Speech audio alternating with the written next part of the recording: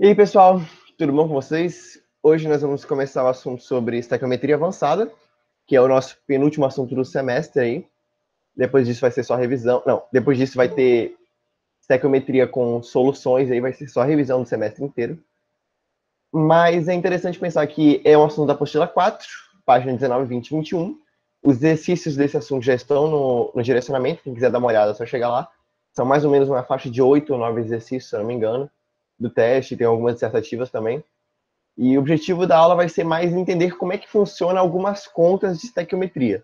Vai ter muita matemática aqui que a gente vai ver, de umas regrinhas de três básicas, algumas associações, então vai ter que ficar bem ligado para fazer conta, que já me contaram aí que eu já me confundi bastante, então tem que prestar bastante atenção na hora de fazer as contas. E tentar pegar o caminho que eu vou fazer ao longo dos exercícios. O importante mesmo é entender o caminho. E a mesma coisa que a gente teve na última aula, vai ter que lembrar daquelas mesmas três regrinhas. Primeira regra qual que é? Vamos ver se vocês estão ligados aí no chat. Qual que é a primeira regra que tem que lembrar ao longo de estequiometria inteira? Macho, muito bom. A Vivian tá ligada. A Vivian tá esperta aí, macho. Não pode esquecer de macho ao longo da química inteira, você nunca vai poder esquecer de macho. Tem que ficar aí, morrer e nascer com você. Aí a segunda regrinha que a gente tem que saber da química em estequiometria também. Na verdade, eu posso ter esquecido a ordem que eu falei as regrinhas. Mas a segunda é, em teoria, ali, saber contar. Se você souber contar, você está tranquilo. E a terceira regrinha seria a regra de três. Essas são essas três coisas que você vai ter que saber ao longo da estequiometria. E a gente vai ter que ter as mesmas três coisas que tivemos na aula de estequiometria básica, agora estequiometria avançada. Vamos lá. Primeira coisa que a gente vai fazer aqui, reação química. Eu dei aqui a reação química que está pura, não tem nenhum coeficiente estequiométrico, então, em teoria, não está balanceada. Então, vamos lá. O que a gente tem que fazer para balancear essa reação química padrão? Antes de entrar no assunto de reação química, estequiometria avançada mesmo. O que nós temos que fazer para balancear essa reação, essa equação? Isso, conferir os metais, fazer a coisa do macho. É isso mesmo. A primeira coisa que temos que fazer é ver os metais, se eles estão certos aqui. O que a gente tem de metal? A gente sabe que o sódio, o Na, é um metal, família 1A, família dos alcalinos, bonitinhos ali. Então, nós temos um sódio, um mol de sódio nos reagentes e temos um mol de sódio nos produtos. Sódio está tranquilo. Os metais aí só temos o sódio metal, então está tranquilo. Próximo é os ametais, com exceção do carbono, oxigênio e hidrogênio, que temos aqui o cloro nos reagentes. Um mol de cloro nos reagentes, um mol de cloro nos produtos. Tranquilo, bonitinho. Não muda nada por enquanto, deixa aí. Próximo seria o carbono. Não temos carbono aqui, então pula para o hidrogênio. O hidrogênio, a gente tem 2 hidrogênios nos reagentes e temos 2 hidrogênios nos produtos. Bonitinho, o hidrogênio está perfeito. Por último, o oxigênio. Temos um oxigênio nos reagentes, um oxigênio nos produtos. O que significa? Depois que a gente aplicar o macho bonitinho aí, a gente vai ter que fazer a contagem de quantos mols de átomos tem em cada lado, a gente vai chegar à conclusão que a equação balanceada é todo mundo com 1. Proporção estequiométrica de 1 para 1 para 1 para 1. Tranquilo. Agora vamos lá. A gente vai ver agora a massa dos reagentes e dos produtos. Lembra que a gente viu lá da proporção das massas, lei de conservação das massas, Lavoisier. Então, se a gente tem 76,5 gramas de massa nos reagentes, a gente tem que ter 76,5 gramas de massa nos produtos, se o rendimento da equação for de 100%. Como assim, Pita? A gente vai conversar mais aqui daqui a alguns minutinhos, mas se nós tivermos que todos os produtos forem transformados, todos os reagentes, perdão, forem transformados em produtos, a gente vai ter que ter a mesma massa nos reagentes e a mesma massa nos produtos. Isso considerando que, quando isso acontece, tem um rendimento, um aproveitamento de 100% da equação. Então, supondo que temos um mol de cada um aqui, um mol de NaOH, um mol de HCl, vai produzir um mol de NaCl, cloreto de sódio, e um mol de H2O, água. Então, mesma massa. Isso daí significa o quê? Que nós temos 100% de aproveitamento, 100% de rendimento da equação. Gravem isso daí. Mas o que seria esse rendimento de uma reação? Basicamente, na maior parte, na grande maioria das reações químicas na natureza, na absurda maioria, as reações não têm rendimento de 100%, não têm reaproveitamento de 100%. O que isso significa? que nem todos os reagentes são consumidos e transformados em produtos. Digamos que eu tenha, por exemplo, aqui, eu tenha 100 gramas de reagentes e desses 100 gramas, só 75 gramas se transformam em produtos. O que significa que ficou sobrando 25 gramas de reagentes ali no recipiente, ou então sobrou 25 gramas de reagente no ar, na atmosfera, alguma coisa assim. O que é importante saber é que nem todos os reagentes foram transformados em produtos como deveriam. Isso aí pode ocorrer por N motivos. O que eles falam bastante aí é que você, no próprio recipiente onde estão os reagentes, vai ficar sobrando ali material. Por exemplo, nós temos a seringuinha aqui que eu coloquei embaixo.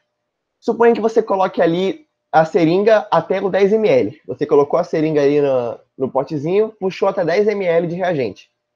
Quando você colocar esses 10 ml no outro, para interagir com outra substância, você vai colocar em outro pote, outro becker, você pode espremer até o fundo da seringa. Você vai espremer a seringa até o fundo, tipo, até a última gota que tiver na seringa.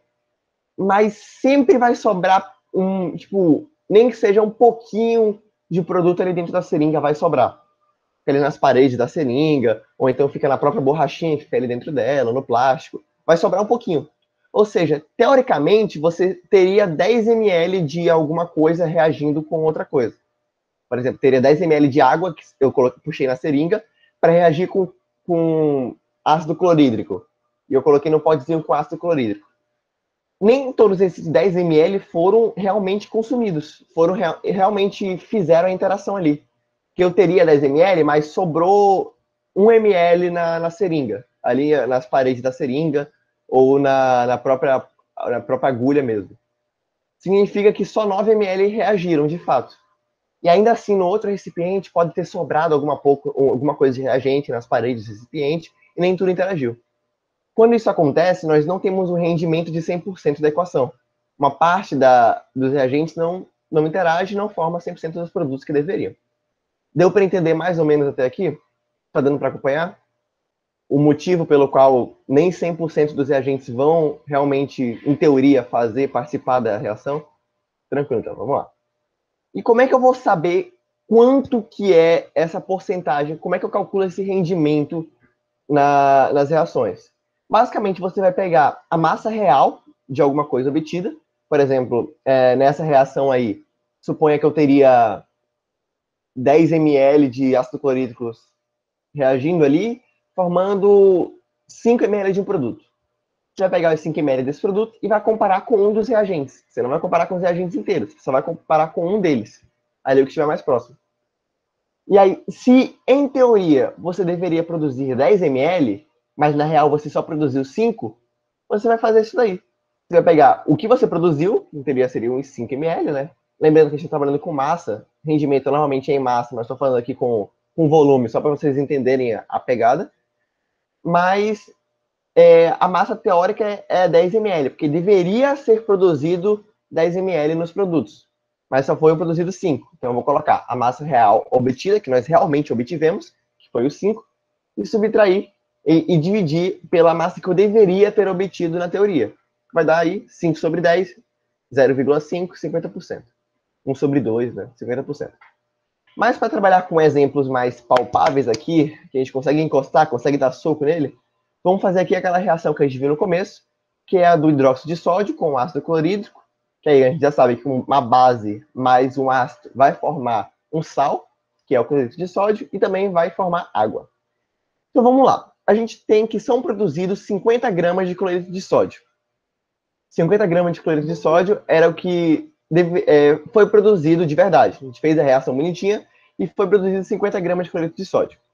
Só que nós utilizamos 40 gramas de hidróxido de sódio e 36,5 gramas de ácido clorídrico. Ou seja, ao todo nós tivemos ali 76,5 gramas nos reagentes, certo? Mas vamos lá. O que significaria? Se eu tivesse 1 mol de hidróxido de sódio e 1 mol de ácido clorídrico, eu teria que produzir 1 mol de cloreto de sódio. Se eu tivesse 1 mol de cada um, eu teria que produzir 1 mol de cloreto de sódio, que a proporção é de 1 para 1 para 1. E 1 mol de cloreto de sódio significa que eu tenho 58,8,5 gramas de cloreto de sódio, que é a massa molar do cloreto de sódio. Então, eu acho que eu esqueci de colocar aqui a massa molar do hidróxido de sódio e a massa molar do ácido clorídrico também. Mas a massa molar do hidróxido de sódio é 40 gramas, porque se você somar a massa do sódio, que é 23, mais a massa do oxigênio, que é 16, mais a massa do hidrogênio, que é 1, você vai ter 40 gramas ao todo.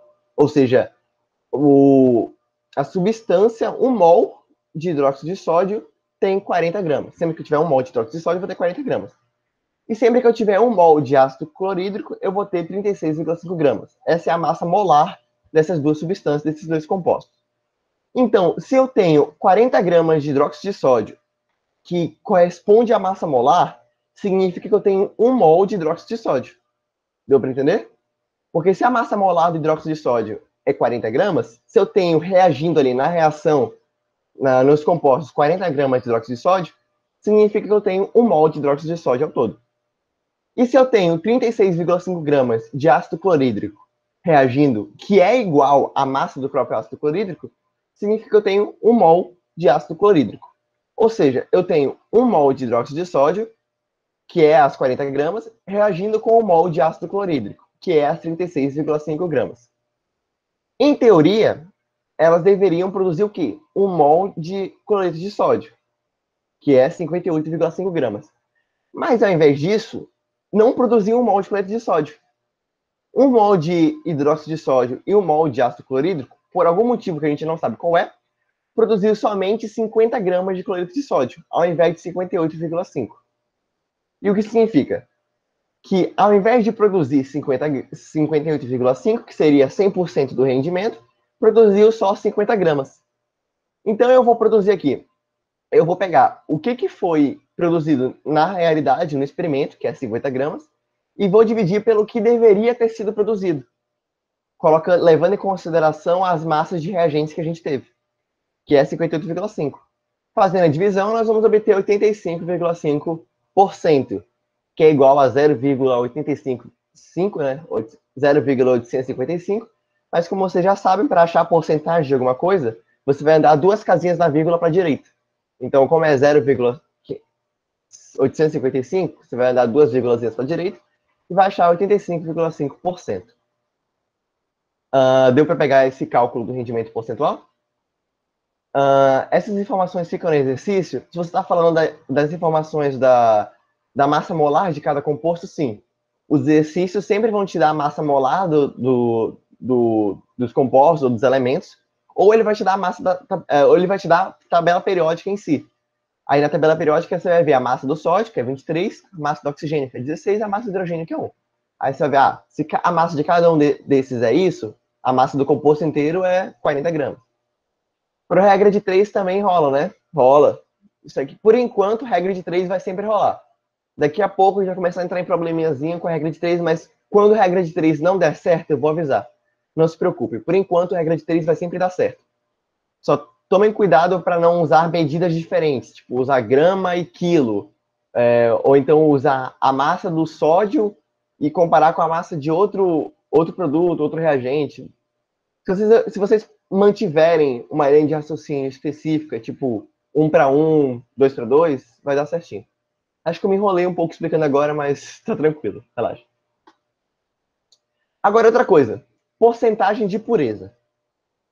Uma coisa que é interessante pensar também é que além das reações químicas na natureza não terem sempre 100% de rendimento, os próprios compostos, os próprios elementos que você vai utilizar muitas vezes também não são 100% puros. Dificilmente na natureza você vai achar algo que é 100% puro, tipo, de cara assim ter algo puro, você vai pegar algo puro para reagir. Normalmente vai ter algumas impurezas, algumas sujeiras que a gente chama também. E é muito comum realmente elas estarem em volta de outras coisas. A gente pegar aqui o exemplo do minério de ferro, né? Pode ver aqui que no próprio Minecraft, quando você vai pegar o minério de ferro, você tem que colocar ele para queimar no carvão para ter a barra de ferro pura. Ou seja, o minério de ferro em si não é puro, ele tem ali as suas impurezas, que tem concreto, etc. Isso realmente acontece, né? Tanto que eu peguei aqui um exemplo, uma foto de uma pepita de ferro. que a pepita de ferro, ela tem ali terra, ela tem areia, tem cobre, tem silicato, tem um monte de outras coisas, e não só o ferro. Então, para você obter o ferro puro, ou então, se fosse uma pepita de ouro, para você obter o ouro puro, você precisa aquecer, tirar, separar tudo bonitinho, fazer uma daquelas formas de destilação, de separação de misturas que vocês já viram com o professor Ian. Mas, basicamente, a maior parte das substâncias que a gente pega na natureza não são puras. Sempre que no exercício estiver lá, o minério de tal coisa tem pureza de 70%. Quando fala minério, normalmente já não é puro. Aí ele já fala que a pureza é 70%. Ou seja, quer dizer que só 70% daquele minério corresponde àquele elemento. Tipo, um minério de ferro. O minério de pepita de ferro tem pureza de 70%. Ou seja, só 70% da massa total do minério corresponde à massa de ferro. Se eu tiver 100 gramas de um minério de pepita de ferro com 70% de pureza, só 70 gramas desse total vão corresponder à massa de ferro puro. Isso é importante pegar. Como é que a gente faz para calcular a porcentagem de pureza? Basicamente, você vai fazer algo bem semelhante àquele rendimento das equações.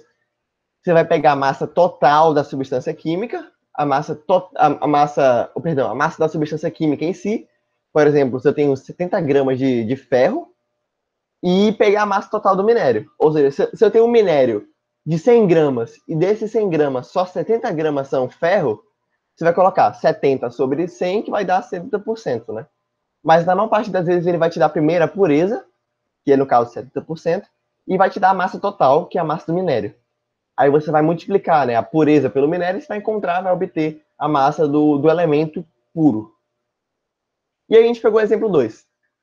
Esse exemplo 2, o que de cara tem que fazer aqui? Você bateu o olho no exemplo 2, você já percebeu que não tem nenhum coeficiente estequiométrico. Você já olha, putz, não tem nada, tá pelado aqui o menino, não tem nada perto na frente dele. Então o que você vai fazer? Vai pegar o macho para balancear ele. Isso daí, não tem que esquecer.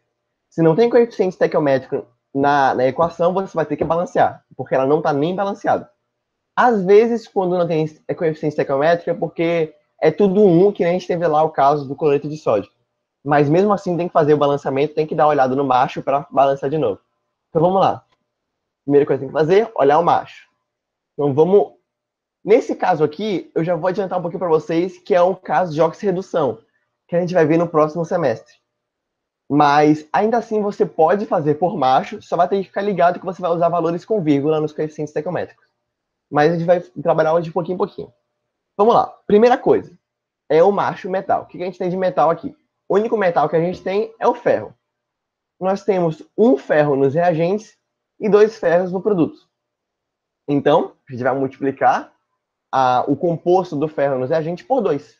Aí a gente vai ter 2 ferros nos reagentes e 2 ferros nos produtos. Tranquilamente, vou ter aqui 2 e 2. Bonitinho.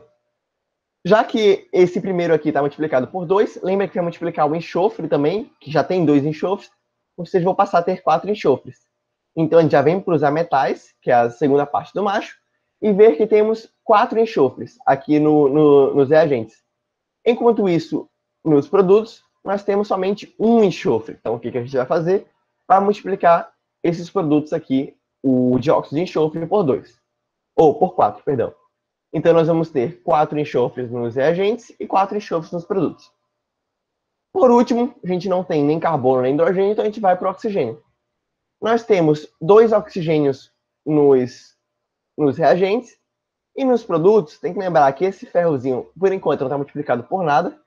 Então, temos 3 oxigênios aqui e temos 8 oxigênios aqui. Lembra que está multiplicado por 4 essa molécula. Então, se aqui tem 8 e aqui tem 3, ao todo eu tenho 11. Só que você vai pensar, pita do céu, ferrou agora. Eu só tenho 2 oxigênios aqui nos reagentes. Para chegar em 11, eu não tenho nenhum número que eu multiplicado por 2 dê 11. Certo? Então, existe um número que você pode multiplicar por 2 que vai dar 11, que é o 5,5. Ou seja, você vai usar um valor quebradinho nos coeficientes estequiométricos. Por enquanto, não tem problema. Se você fizer isso, você vai calcular, vai achar que eu vou ter 5,5 aqui, vou ter 11 e vai ficar tudo bonitinho. Mas, para você ter só coeficientes estequiométricos inteiros, ou seja, números naturais, você vai multiplicar todo mundo por 2. Assim, se você multiplicar toda a equação por 2, você vai ter uma proporção que vai ser estabelecida e não vai ter nenhum número quebrado. Assim, multiplicando todos os valores por 2, eu vou ter 4 aqui, que antes era 2. Aí o 5,5 virou 11. O 1, que não tinha nada, virou 2. E o 4, que era do dióxido de enxofre, virou 8. A proporção estequiométrica está sendo obedecida. Se eu somar aqui, eu tenho 4 ferros aqui 4 ferros aqui. Eu tenho 8 enxofres aqui, 8 enxofres aqui. E eu tenho 22 oxigênios aqui. E eu tenho 22 oxigênios aqui. Então, a proporção estequiométrica está sendo obedecida. Está sendo tudo constante, bonitinho. E eu não tenho nenhum problema com valores. Não tem nenhum valor quebrado. Os valores são muito grandes, sim. Mas eles estão também na forma mais reduzida. Eu não tenho como reduzir mais que isso. Todo mundo ali está no valor estável. Então, deu para entender essa forma como a gente balanceou essa equação? No próximo semestre, a gente vai aprender a balancear essa mesma equação por outro jeito, que a gente vai aprender o jutsu da oxirredução. Para quem não sabe o que é jutsu, é uma técnica muito avançada, que é um jutsu especial aí, passado por vários clãs, várias gerações, que a gente vai aprender por fazer essa mesma equação por oxirredução, mas já que a gente não aprendeu ainda, tentei fazer aqui por balanceamento por macho e deu tudo certo. Quanto maior o número de substâncias, mais difícil vai ficar sendo fazer por macho, mas o importante é aprender a fazer desse jeito aqui por enquanto. O que era a questão aqui? A questão fala que tem 60 gramas do minério de pirita de ferro, de 80% de pureza. Qual é a massa da pirita de ferro? Então, ele dá que eu tenho 60... Na real, a massa que eu quero saber não é a massa da pirita de ferro. A massa é do ferro em si. Eu acabei colocando aqui, escrevendo pirita de ferro, mas eu quero saber qual é a massa do ferro. Eu fiz essa questão inteira, esse exemplo inteiro, para calcular a pirita de ferro. Mas vamos fazer pela pirita de ferro, só para vocês entenderem um pouquinho. Eu tenho 60 gramas do minério de pirita de ferro. O minério inteiro tem 60 gramas. Só que só 80% disso é pirita de ferro pura, ou seja, enxofre de ferro. Pirita de ferro é a mesma coisa que FeS2. Seria o de enxofre de ferro, né? Que é conhecido como pirita. Então, se eu tenho 80% disso, só 80% disso é pirita de ferro puro, eu vou calcular 80% vezes 60 gramas. Então, eu vou encontrar que a massa da pirita de ferro presente ali é 48 gramas, que é 80% de 60 gramas. Ou seja, eu tenho 48 gramas de FeS2. É isso que eu tenho na natureza aí. Basicamente, ele só pediu para balancear a equação, então a gente balanceou a equação, mas se ele não tivesse pedido, não precisava. Você conseguiria responder sem isso daí, né? Nesse quesito. Agora, Pita, e se ele me perguntasse qual é a grama que eu tenho de ferro aí? Você vai ter que fazer uma regra de 3. Como assim uma regra de 3? Você vai calcular primeiro a massa molar da perita de ferro, a massa molar da perita de ferro inteira. Que eu tenho que o ferro, ele tem massa molar, se eu não me engano, de 55, o elemento ferro tem 55 de massa molar, e o enxofre tem 32. Ou seja, se eu tenho 55, ou seja, em 1 mol de FeS2, eu tenho 55 gramas de ferro e 64 gramas de enxofre. Ou seja, eu vou fazer o quê? Uma regra de 3 básica. A massa molar inteira da perita de ferro, FeS2, é igual a 117 gramas. Ou seja, a cada 117 gramas, eu vou ter 1 mol de FeS2.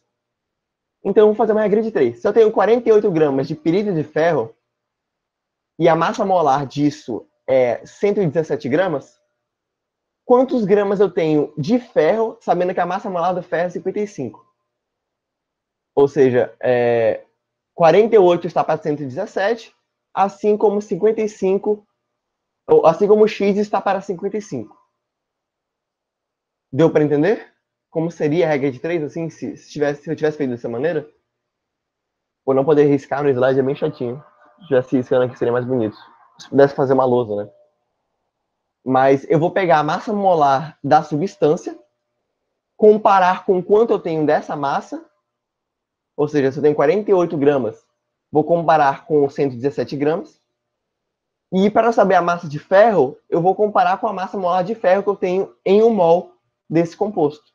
Ou seja, 48, que é a massa que eu tenho, está para 117, assim como X, que seria a massa de ferro, está para 55, que é a massa molar do ferro nessa substância. Agora, a gente vai pegar aqui reagentes limitantes de reações químicas.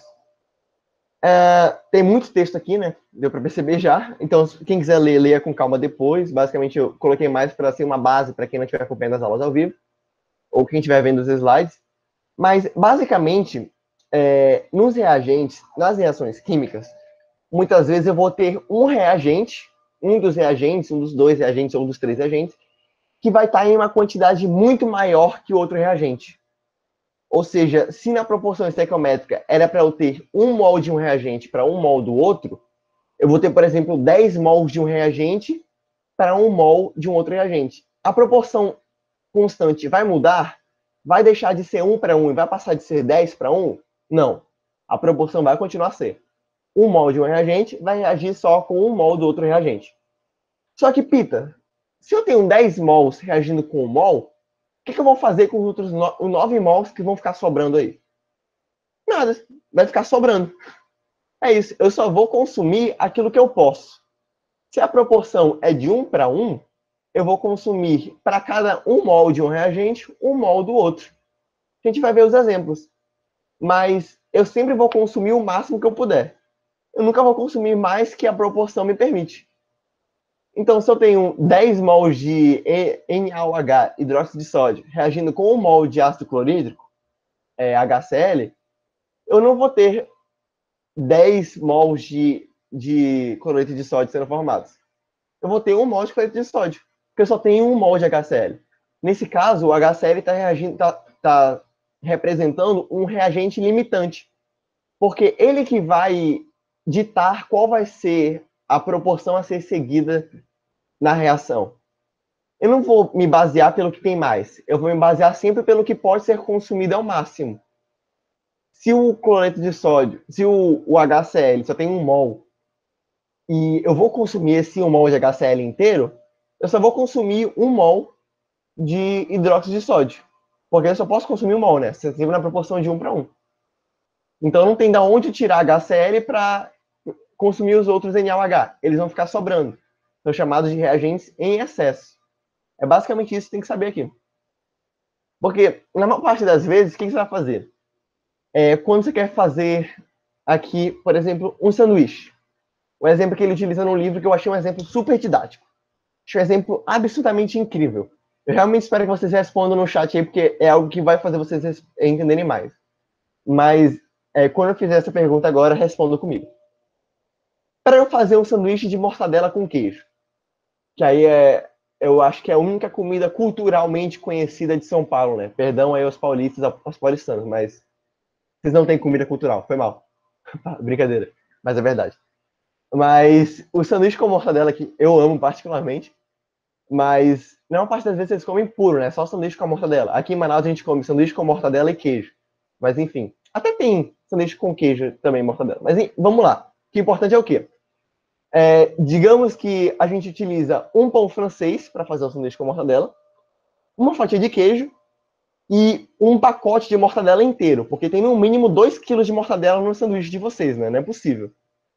Então a gente usa aí um pacote de mortadela inteiro, um pedaço de queijo e um pão francês, para fazer um sanduíche de pão com mortadela e queijo. Agora, se eu tenho 3 pães franceses e se eu tenho 3 pedaços de queijo e só 2 rolos de mortadela, quantos sanduíches de mortadela eu vou fazer? Podem responder no chat, de verdade.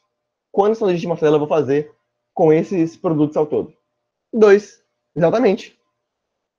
Eu não tenho como fazer 3 sanduíches se eu só tenho 2 rolos de mortadela, né? Eu realmente acho que vocês colocam um rolo de mortadela inteiro no sanduíche, mas não tem como fazer 3 a partir disso. É a mesma coisa que vai funcionar nas reações químicas.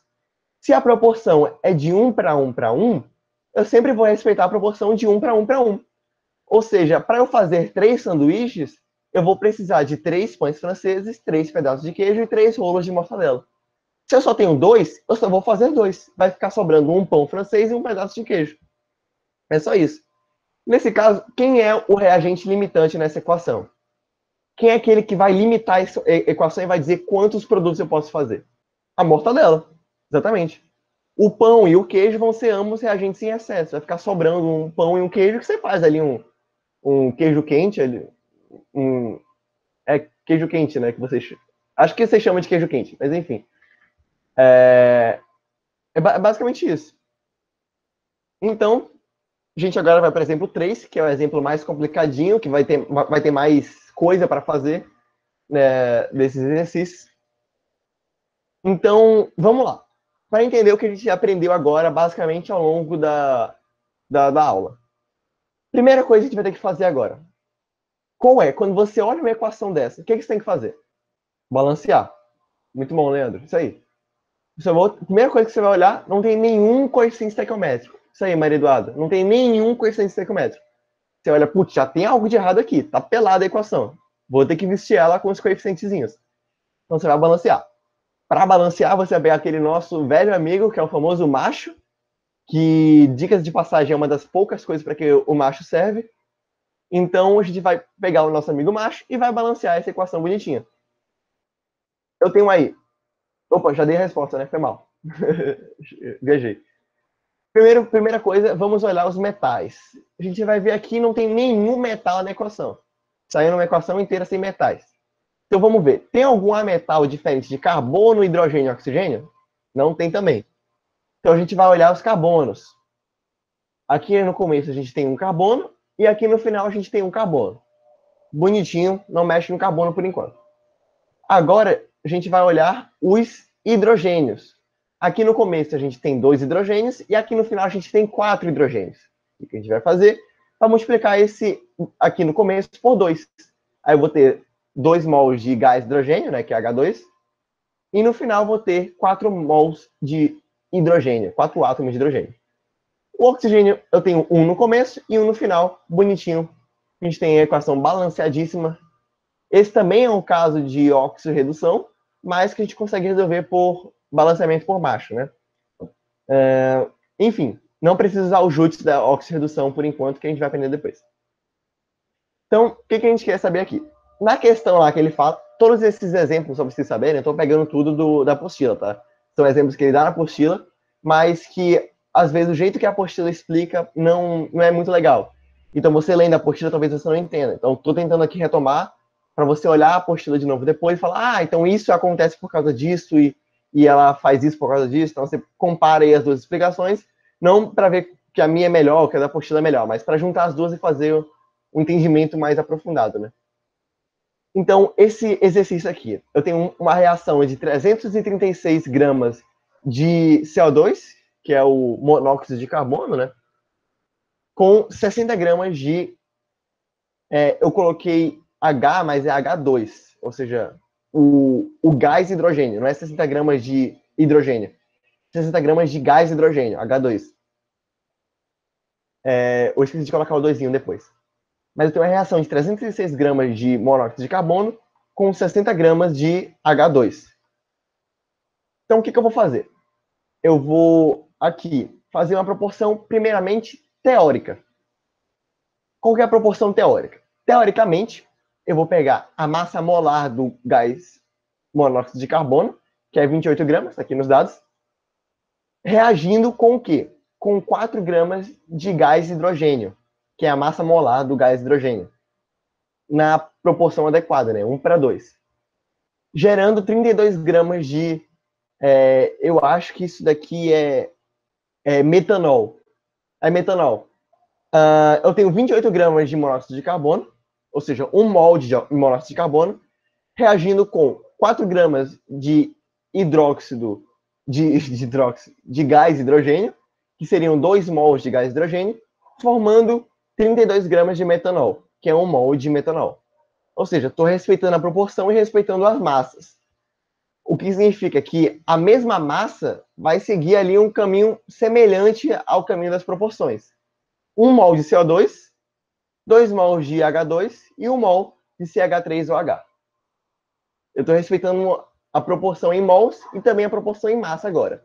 Teoricamente, se eu tivesse que seguir a proporção adequada, eu teria 1:2:1, que seria isso daqui.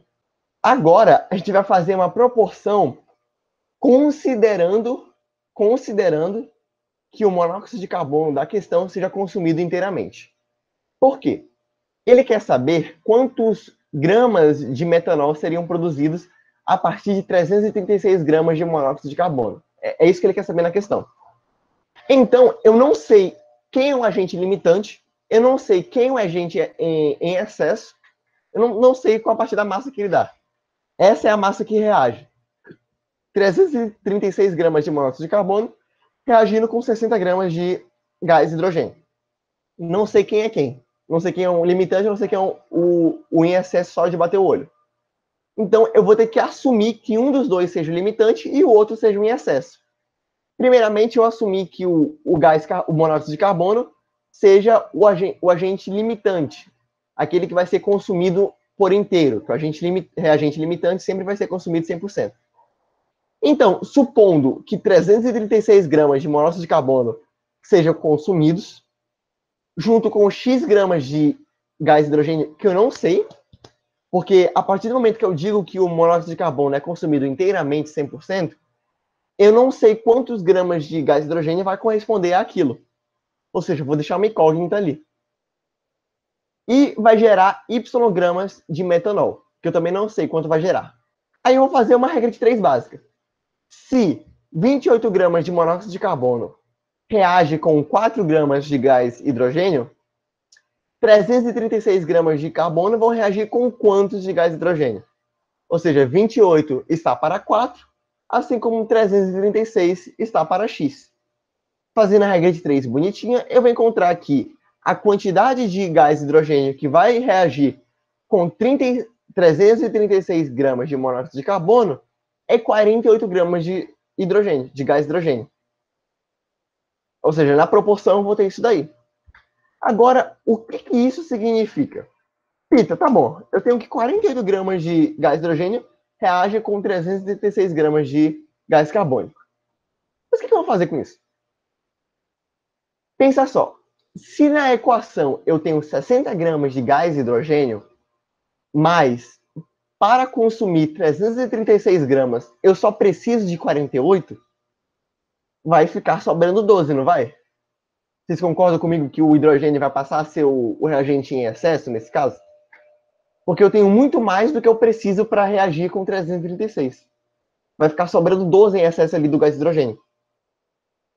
Deu para entender isso daqui? Nesse caso, o gás hidrogênio vai ser o reagente em excesso e o gás monóxido de carbono vai ser o reagente limitante. Ah, eu não entendi a última parte.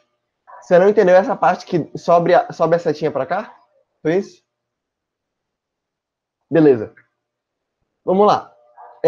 Você entendeu que eu vou precisar de 48 gramas de gás hidrogênio para reagir com 336 gramas de monóxido de carbono? Deu para entender o porquê eu vou precisar de 48 gramas? Deu, né? Agora, vamos lá. Eu tenho 336 gramas de monóxido de carbono. Eu não sei quem é o agente limitante, quem é o agente em excesso.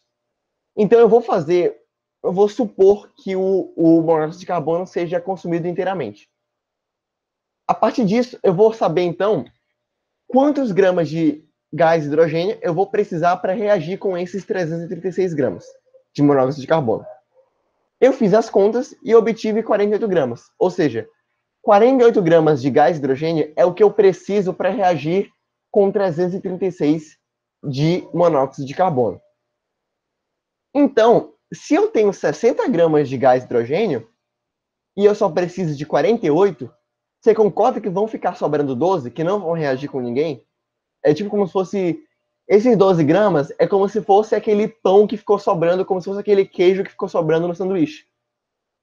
E os 336 gramas de monóxido de carbono é como se fosse a mortadela. Ou seja, eu vou consumir o monóxido de carbono inteiro e vou ficar com gás de hidrogênio sobrando ali. Porque eu não vou fazer nada com ele, vai só ficar sobrando nos reagentes. É só isso mesmo. Deu para entender? Agora você vai falar, Pita, tá, mas espera aí. Eu não tenho nenhuma bola de cristal, eu não sou adivinho, eu não sou telepata para saber que o monóxido de carbono é um reagente limitante. Como é que eu vou fazer para saber quem é o reagente limitante para eu calcular qual vai ser consumido primeiro? Você não precisa. Você vai chutar um. Você vai pegar o qual você acha que é mais fácil de trabalhar. Eu aqui peguei o monóxido de carbono. Mas você poderia muito bem calcular, fazer essa conta pelo gás hidrogênio, tranquilamente. Inclusive, vamos fazer aqui uma com o gás hidrogênio só para vocês terem uma ideia. Supondo que ao invés de pegar, de chutar o monóxido de carbono, eu peguei o gás hidrogênio para fazer a conta. Então, supondo que o gás hidrogênio seja consumido inteiramente, ou seja, os 60 gramas de gás hidrogênio sejam produzidos, eu vou precisar, ou sejam consumidos, eu vou reagir com X gramas de monóxido de carbono para gerar Y gramas de metanol. Então, se 4 gramas de gás hidrogênio reagem com 28 gramas de monóxido de carbono, 60 gramas de gás hidrogênio reagem com quantos? Você vai ver que a proporção ali de massa, proporção de massa, é 1,7, né? 1 vezes 7, ou seja, eu vou pegar a massa de gás hidrogênio, multiplicar por 7 e vou obter a massa de gás monóxido de carbono. Ou seja, 60 gramas multiplicado por 7, vou obter que a massa de monóxido de carbono que seria consumida a partir de 60 gramas de gás hidrogênio é igual a 420 gramas. Ou seja, se eu quisesse consumir 60 gramas de gás hidrogênio, eu precisaria de 420 gramas de gás de monóxido de carbono. E eu tenho 420 gramas? Eu não tenho 420 gramas de monóxido de carbono, só tenho 336. Então não tem como o reagente limitante ser o gás hidrogênio, porque eu não tenho massa de monóxido de carbono suficiente para reagir com tudo isso de hidrogênio. Vai ficar faltando monóxido de carbono para isso. E é por isso que o monóxido de carbono é um reagente limitante. Se eu considerasse o hidrogênio como reagente limitante, ia ficar faltando outro. Eu não tenho o suficiente. Ou seja, se eu quisesse fazer 3 sanduíches com 3 pães, eu precisaria de 3 mortadelas. Mas eu só tenho 2. Não tem como fazer 3 sanduíches. Ou seja, só vou fazer 2 mortadelas. Só vou fazer 2 sanduíches. E é por isso que vai ficar faltando monóxido de carbono. E o monóxido de carbono é, de fato, o reagente limitante. A gente comprovou isso daí.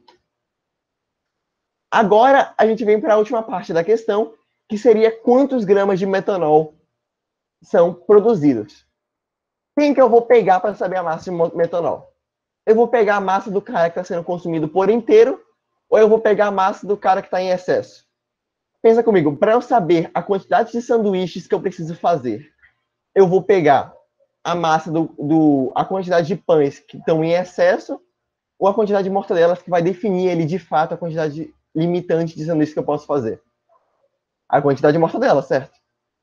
Ou seja, se eu quero fazer uma quantidade de X de sanduíches, e eu só tenho 2 mortadelas, 3 queijos e 3 pães, eu vou fazer com base nas mortadelas que são reagente limitante. A mesma coisa aqui. Para eu saber a massa de metanol que vai ser formada, eu vou pegar a massa de reagente limitante para fazer a regra de 3. Eu não vou pegar a massa do gás hidrogênio que está em excesso ali. Eu poderia pegar a massa do gás hidrogênio que vai ser consumida. Tipo, se eu pegar só os 48 gramas de gás hidrogênio, eu posso fazer o cálculo, porque aquilo ali vai ser consumido por inteiro. Agora, os 60 gramas, não. 60 gramas ali eu vou ter 12 gramas que vai ficar em excesso. Aí eu tenho 28 gramas de CO2, gerariam 32 gramas de metanol. Logo, 336 gramas de CO gerar quantos gramas de metanol? Fazendo a regra de 3, eu vou encontrar que a quantidade de metanol que é produzida a partir de 336 gramas de monóxido de carbono é 384 gramas. Ah, Pita, e como é que eu faço, se, por exemplo, se eu quiser saber o rendimento dessa equação? Pita, como é que eu faço para saber o rendimento dessa equação? Isso aqui que eu estou fazendo, eu estou considerando com que o rendimento seja 100%. Por quê? Porque o rendimento sempre vai ser comparado pelos produtos. Por exemplo, se teoricamente eu tivesse 100% de rendimento, tudo aquilo que fosse possível de produzir, eu produziria. Ou seja, o máximo que eu posso produzir de metanol é 384 gramas, porque eu vou consumir o máximo de reagente limitante. Eu sempre vou considerar o reagente limitante para achar o máximo de produto que eu posso fazer. Agora, por exemplo, se eu tivesse só um rendimento de 50%, rendimento de 50%, eu vou produzir 50% do produto final. Ou seja, esse rendimento aqui, de 384 gramas, é considerando que o rendimento seja de 100%. Mas se fosse de 50%, eu teria 192 gramas, por exemplo. Ou seja, esse rendimento aqui já é de 100%. Eu estou considerando a massa máxima, a massa mais alta que eu poderia atingir com os reagentes que nós temos. Mas, Pita, você não desconsiderou um monte de hidrogênio lá? Então, mas aqueles reagentes em excesso, aqueles 12 gramas de hidrogênio que vai ficar faltando, você ignora. Aquilo ali vai ficar sobrando, é como se fosse a parte de baixo ali de um potezinho que ficou em excesso lá embaixo. Aquilo ali você não vai usar para nada. Você vai usar sempre reagente limitante. E o total de reagente, o outro reagente em excesso, só o que for suficiente para consumir o total de reagente limitante. E a aula é essa. Só tinha isso para dar para vocês hoje. É uma aula ao vivo aí um pouco mais curta, né? Ainda bem, graças a Deus. Pita, não vai ter lista de exercícios para a gente fazer e tal.